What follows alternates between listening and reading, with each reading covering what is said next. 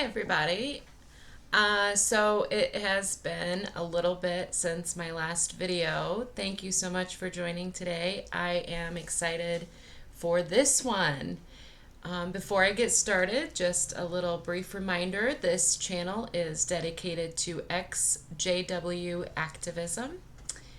My first videos have been a journey pretty much about my history of my experience for the years that I was. However, today I am going to finally tackle something that I have thought about for quite some time. And although this realization for me was not not part of my waking up process, it has been a big player in my firm realization that they certainly do not have the truth, nor do they have all the answers when it comes to what happens after you die. I've heard some really fabulous takes on kind of comparing what the Bible may teach as opposed to what witnesses actually believe about death from various other activists. But what I'm going to talk about today is maybe a little bit different, and I don't know that anyone else has, and I apologize if they have, please tell me because I would love to watch your stuff, have made quite the connection that I'm going to talk about. So before I dive into that, especially for anyone here that was never a witness, I'll share a little bit about the build up to this in their teachings and what the overarching, teaching is. So the witnesses believe very much so in the scripture, the Lord's Prayer, so in the Our Father's Prayer. They take that very literal. So when Jesus said, "Thy kingdom come, thy will be done on earth as it is in heaven," they believe that that kingdom that he's praying for is an actual government, ruling government in heaven, and that he would be the king of that kingdom, and then, all the changes that would come about would be directed basically by him. So that is why the witnesses do not teach, or allow their followers to have anything to do with earthly governments. That's why they remain politically neutral, because they genuinely believe they have voted for that kingdom, and that they are then going to pledge their full allegiance to that. And if they were to vote for an earthly government, that would split their loyalty. And since they believe Jesus is going to come and destroy all earthly governments, they believe then it's going to, they would be negatively impacted, possibly destroyed at Armageddon, because they split their loyalty. The reason I go down that rabbit hole is because that belief of that literal kingdom is really key to what I'm going to talk about in their belief of death, what happens after you die. Not just what happens after you die, but what the big picture looks like for those that are eventually, they believe, resurrected. So the witnesses believe that even though Jesus died on earth in 30 and was resurrected in 33 CE, he didn't actually take the throne and start ruling as king until 1914. So he was just hanging out in heaven for all that time, just kicking it, I guess. And then in 1914, he was appointed king. The first thing he did when he was appointed king, they teach, is he hurled Satan and the demons to earth. They do teach that as a literal fact, that he booted them physically out, and that they were then condemned or kept to the realm of earth. And that's why things have progressively gotten worse, because Satan's influence is, and the demons, they're literally here with us. Which, that's a whole nother video to talk about growing up with that belief, how terrifying it is. So then they believe that eventually, very, very soon, Armageddon's going to come, which means that's when Jesus and 144,000 of Jehovah's Witnesses who had been chosen to rule with him in heaven, those anointed class of people, will come back to the earth, and that's when they do the global genocide. So they believe that any day now, I mean, according to the governing body, we're living in the final part of the last days, whatever. So they believe that any moment, Jesus and those 144,000 are going to come to the earth. They're going to decimate, they're going to kill everybody that's not a Jehovah's Witness. So billions of people, because there are only about 7 million. I think it's pushing closer to 6 now with so many people leaving. So they're going to kill all of those people, but they're not going to kill Satan and the demons. No. Instead, they're going to put them in a prison. They're going to put them into the abyss, which is like a jail. So they can't have any influence on mankind. So Armageddon's going to last a day. Boom. People are dead. Jesus is king. And then all the leftover witnesses here, so those maybe 7 million, which even if you're a witness, it doesn't mean you're going to make it, because you have to be doing all you're supposed to be doing and be like the perfect witness. So, it's not going to be those 7 million. So those people that are here on earth, those righteous witnesses, they're going to be left with the task of bringing the earth back to a paradise. That means they have to be the ones responsible for disposing of the billions of corpses of the people that Jesus had just killed. They have to then transform the earth into a garden. But during this time, they're going to also be growing to this perfect state. So they're going to get younger, youthful, lose all of their ailments. It's the whole 9 yards. Until eventually they're going to reach perfection within 1,000-year time frame. So that 1,000-year time frame is really, really important, because when we were teaching people, when we were trying to share with them the good news, we loved to read to them Revelation 21, 3 and 4, which, paraphrasing it, there's the part of that I think everyone knows that says that death will be no more, neither will mourning nor outcry nor pain be anymore. The former things have passed away. So the witnesses use that phrase, death will be no more, as this grand hope to share with people, look, after Armageddon and all this, people aren't going to die anymore. They're not going to get sick. Death is going to be destroyed. It's going to be done. Everything's going to be perfect. But that's not really true. And this is the part that really has kind of blown my mind the more I've thought about this.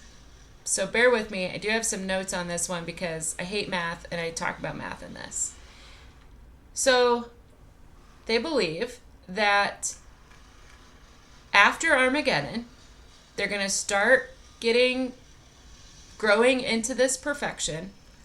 But then the people that have died on earth, okay, so all the people in all the history of all the world ever will start to be resurrected back into earth, except the people that Jesus just killed in that global genocide at Armageddon. Those people will not be resurrected. So, few billion people we don't have to worry about. But there's been some math done, and they think approximately 160 billion people have lived in the history of the planet.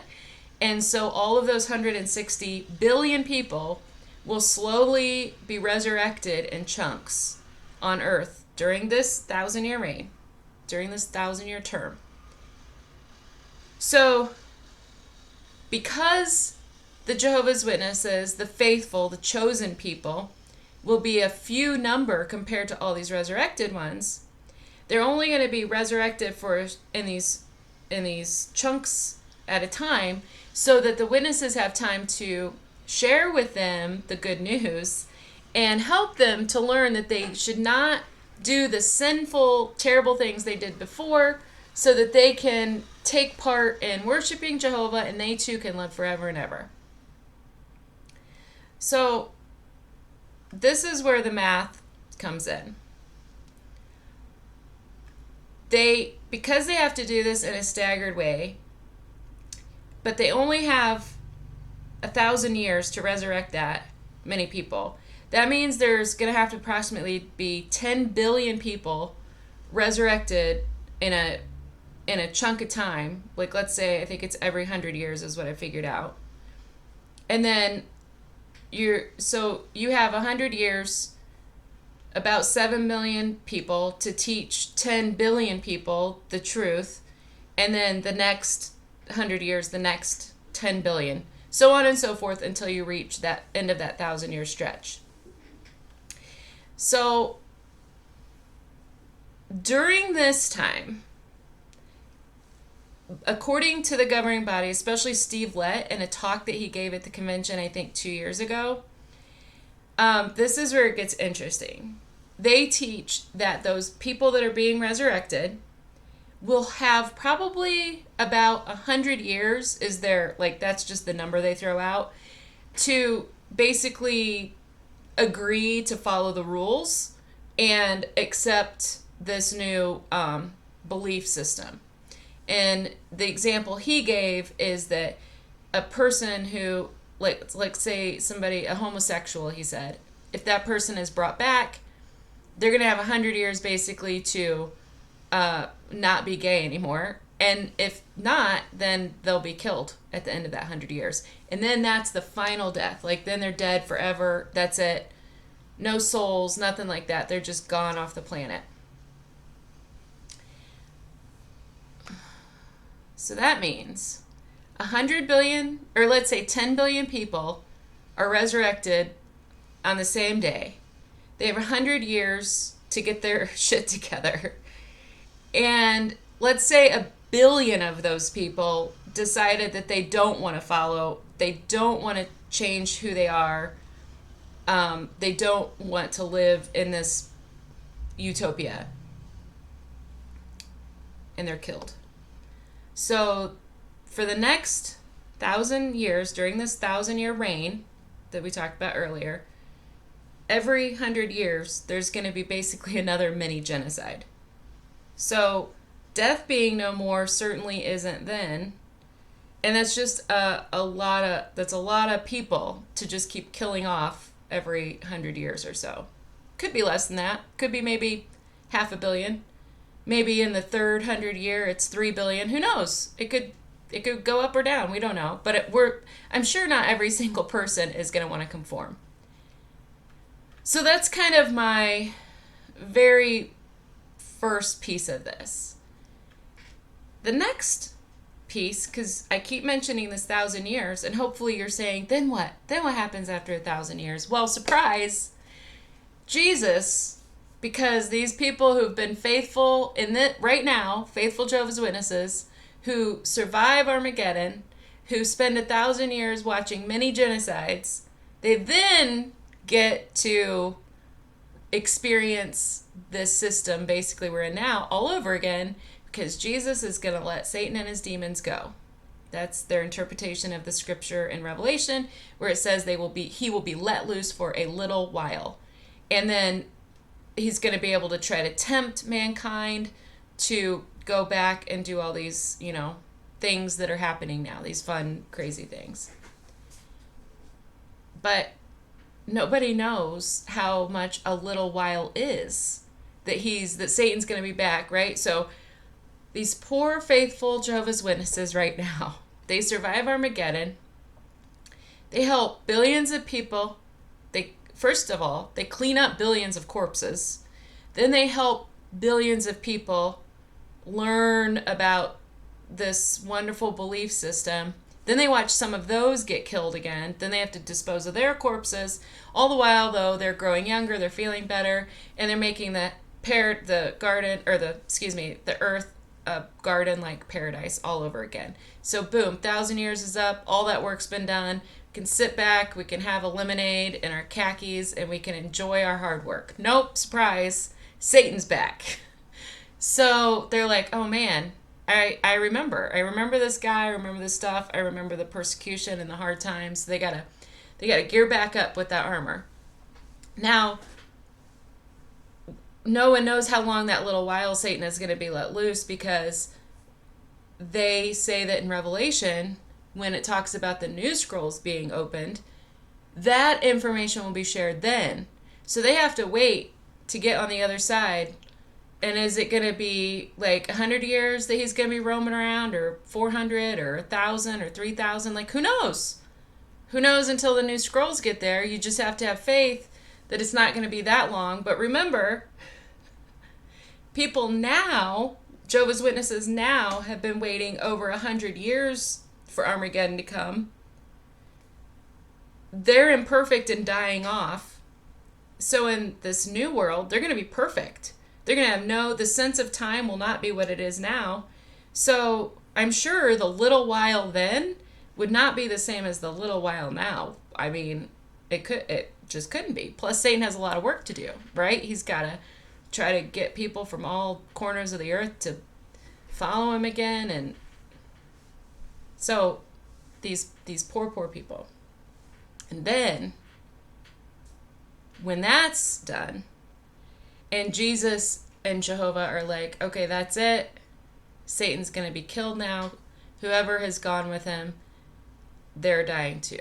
And they believe that the scripture in Revelation says that it's like the stars, the amount of people that would follow him. So it's not going to be a small number. It's likely it could be billions again. And so another genocide. So all of Satan and his demons, and then all these people that follow him, they're going to get killed off. Well, good news, Satan and the demons are gone for good, and those people, right? So, like, maybe that's it. Maybe now death is going to be no more. Maybe now that scripture that you looked forward to however many thousands of years ago at that point, maybe now it's like, that's it. We can relax. Everything's great. But I remember being young and asking my mom, understanding that belief, and saying, but what if when Satan's gone, another angel does the same thing he did? And she would say, oh, that won't happen. And I say, but where does it say that it won't? And what if it does? And she'd just say, no. And I'd say, okay, well, if a person's brain is perfect by then, and they think for themselves fully, what if a person messes up and they all of a sudden want to try or do something that is forbidden? And she said, which was actually backed up by, I remember a few talks during the convention. I think it's in publication somewhere, but I'll have to double check that.